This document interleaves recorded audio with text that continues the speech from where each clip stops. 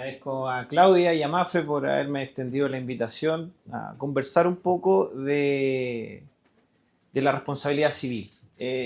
Lo que vamos a hacer es hablar un poco de la responsabilidad civil de comunidades, complementando un poco lo que ya señaló Claudia, para después detenernos brevemente en el tema de la responsabilidad civil de la unidad del departamento dentro de una comunidad de edificio.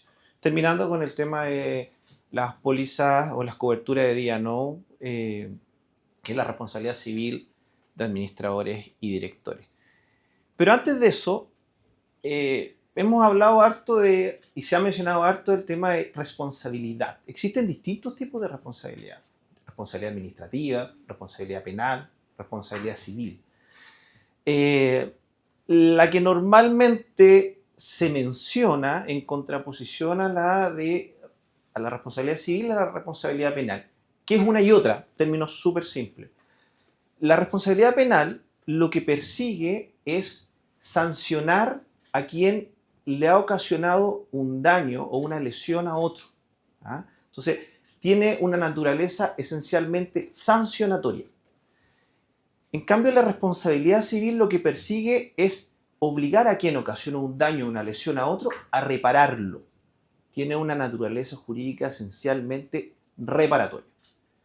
Y eso es lo que se ampara dentro de las pólizas de responsabilidad civil. Pero, podemos pasar a la siguiente. No toda responsabilidad civil está cubierta por una póliza de responsabilidad civil. ¿Ya? En términos súper simples, como lo mencioné, la responsabilidad civil es la obligación que tiene alguien de tener que reparar por equivalencia, indemnizando, a otra cuando le ha ocasionado un daño. La responsabilidad civil puede ser extracontractual o contractual. Lo que cubren las pólizas de responsabilidad civil es la responsabilidad civil extracontractual. En términos simples, la diferencia entre una y otra es que en el caso de la responsabilidad civil extracontractual, el productor del daño y quien sufre el daño, entre ellos no existe ningún vínculo que los una en forma previa a la producción de ese daño. No existe un contrato. En el caso de la responsabilidad contractual, el daño deriva del incumplimiento del contrato. Ejemplo. Yo voy a celebrar un contrato de compraventa contigo, mi obligación es entregarte el vehículo, pues te estoy vendiendo un auto, porque tú lo quieres para utilizarlo para Uber o taxi, etc. Tu obligación como comprador es pagarme el precio. Celebramos el contrato, pero yo no te entrego inmediatamente el vehículo, sino que te lo entrego 2 semanas después y a raíz de eso tú perdiste un negocio. ¿Ah? Ibas a celebrar un contrato con una empresa para trasladar a los ejecutivos de esa empresa. Yo incumplí el contrato o cumplí en forma tardía porque no te lo entregué inmediatamente. Te produje un perjuicio. Ese perjuicio lo que hace es generar una responsabilidad contractual. Eso no está cubierto por las pólizas de responsabilidad civil. Las pólizas de responsabilidad civil, insisto, lo que cubren son daños que se ocasionan entre personas que no están vinculadas jurídicamente de forma previa por un contrato. ¿Ya? Es lo que ocurre en el caso de las comunidades. No existe un contrato entre un inquilino que se cae en la caja escala por una falta de mantenimiento y la comunidad. No existe un contrato. Entonces eso es lo que cubre. Eso es lo que tenemos que tener presente antes de entrar a analizar las pólizas de responsabilidad civil. Y la razón de esto es súper simple, porque un siniestro es un hecho súbito imprevisto. Era previsible que yo no le entregara el vehículo de manera oportuna. Dependió de mí no hacerlo.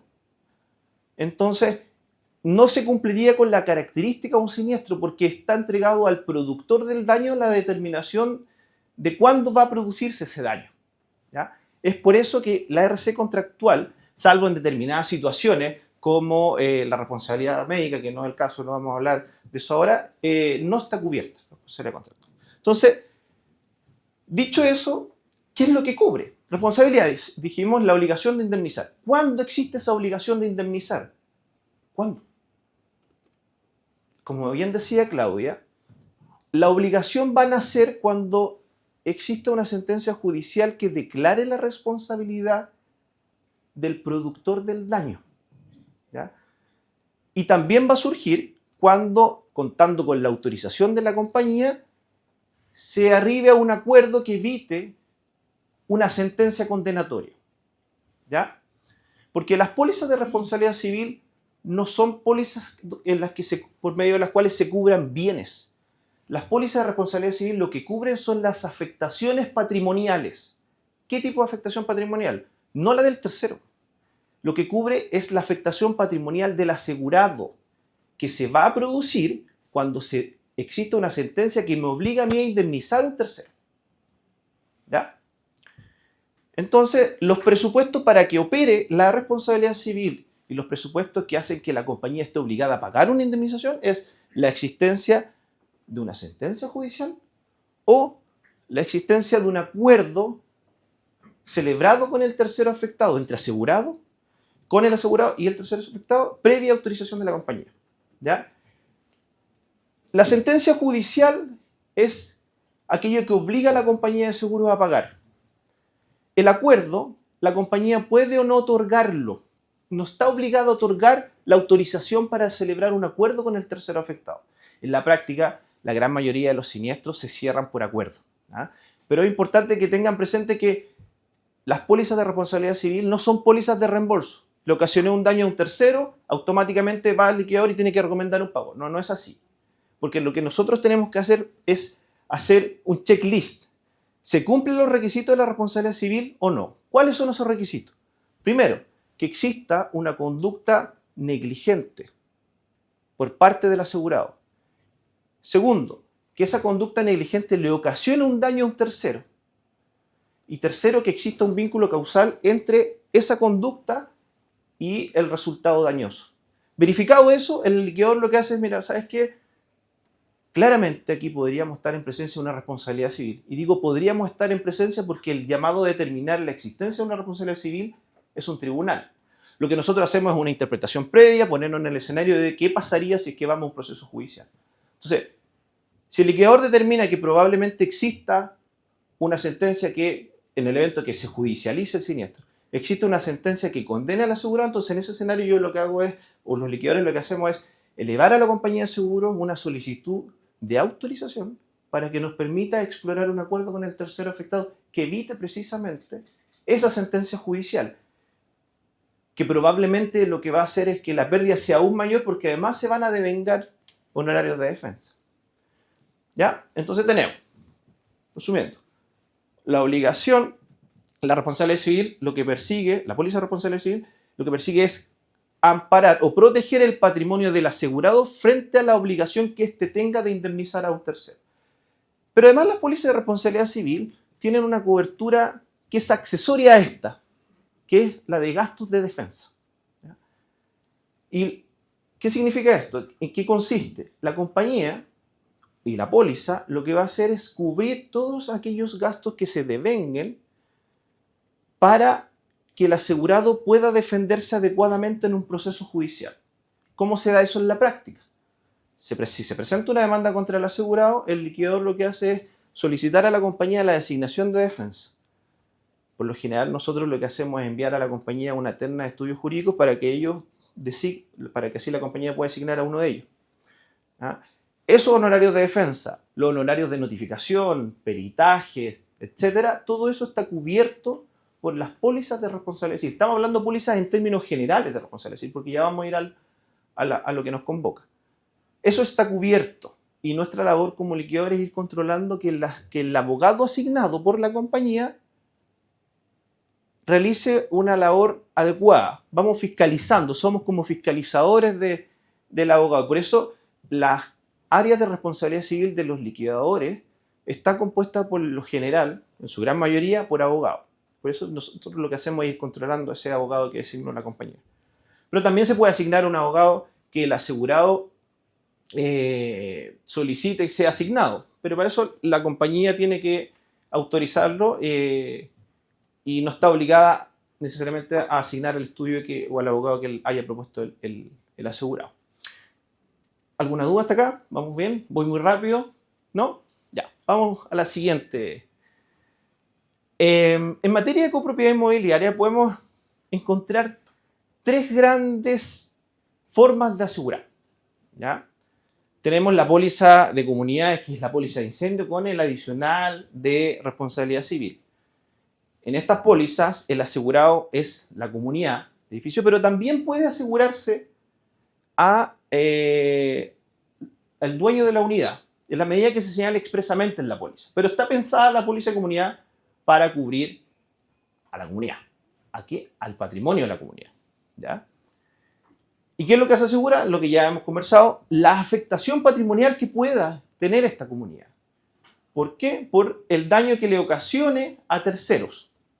¿Ya? Lo que normalmente se ve en este tipo de póliza o este tipo de siniestros son daños ocasionados a otras unidades a raíz de, por ejemplo, rotura de cañería. ¿Ya? Es importante que tengan presente que en los casos de seguros de comunidad, en la de incendio y con el adicional de responsabilidad civil, el origen del daño que sufrió el tercero tiene que encontrarse dentro de los bienes o espacios comunes. ¿Ya?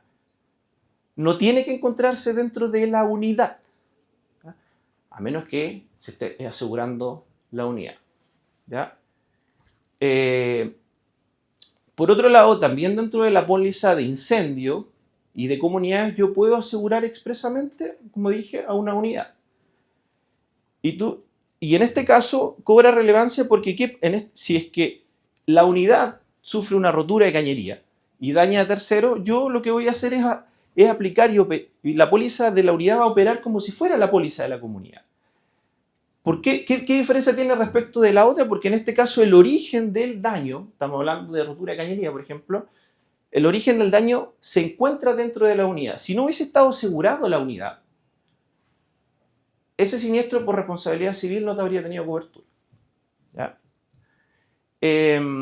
Y en el caso de las pólizas de día no, que es la otra póliza o la otra forma de aseguramiento de todo aquello que guarda relación con el tema de la comunidad, el asegurado, a diferencia de las otras dos, donde está la comunidad y el dueño de la unidad, el asegurado acá es el administrador o el miembro del comité. El patrimonio, por tanto, que se persigue amparar es el patrimonio del dueño del miembro del comité o del administrador. ¿Ya? Y se ampara frente a daños que ocasione este miembro del comité o administrador en el ejercicio de sus funciones de administración. Eso es lo que se ampara. ¿Ya? Por ejemplo, se